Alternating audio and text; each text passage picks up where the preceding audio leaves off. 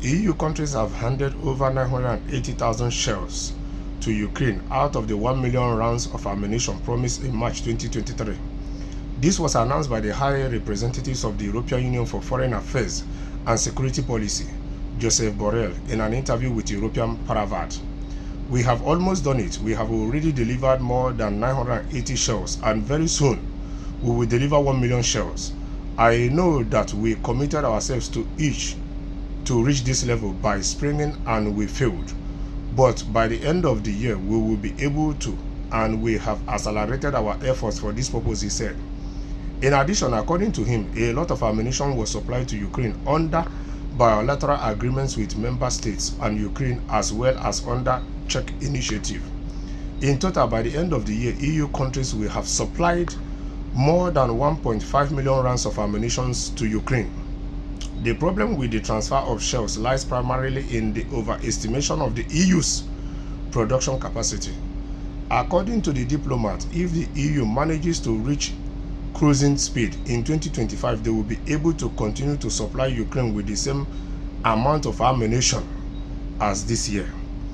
When we promised to reach the level of 1 million shells per year by spring, we did not know what the real production capacity was, and it was not as high as we thought.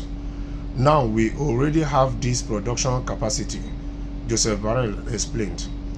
An investigation by a consortium of Ukrainian and European journalists have revealed that the European Union has estimated its capacity to produce 155 artillery shells, doubling the projected output. This has put it at risk, the agreement to supply the shells to Ukraine. Despite the European Commission statements in March 2024 that its work had brought European capacity to produce 155 shells to 1 million rounds per year at the beginning of the year, the actual production capacity, according to Rheinmetall's estimates as of January 2024, was 550,000 rounds per year.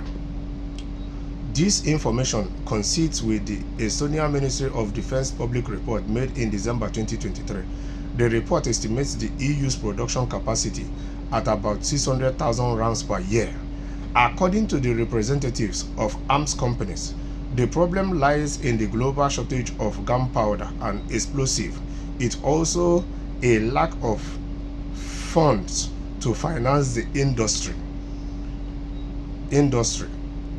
As Western governments are reluctant to sign long-term contracts with the industry. So truth be told, you see, in all these things, the European Union are trying to do their part to support Ukraine to defend itself. That is good. On the other side, when Russia is hearing this kind of news, imagine what Russia can be doing with North Korea and other of Russian allies that can supply Russia weapons. At the end of the day, you see that is the average citizens of Ukraine and some part of Russian citizens in which their own part of Russia was affected or is being currently affected by this war that will be suffering. Supplying 1 million ammunition to Ukraine, imagine how many infrastructures is going to damage, and imagine how many human lives is going to take. The same applies to Russia. Whatsoever Russia is getting from North Korea or anybody, imagine how many infrastructures is going to destroy in Ukraine. Imagine how many lives is going to take. So at the end of the day, you see that technically the supporters of both sides are not really considering the damage, emotional damage, the psychological damage, the physical damage, the infrastructural damage, these people's heritage damage, their history damage. All these things are going to be causing these two countries. But like I always say, it's just about the politicians flexing muscle with each other, because there's a saying that when two elephants fight, it's the grass that suffers it.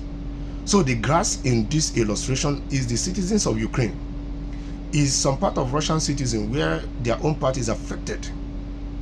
At this point in time, are they not supposed to be sitting on a round table and trying to bring these two parties to compromise to be able to end this war?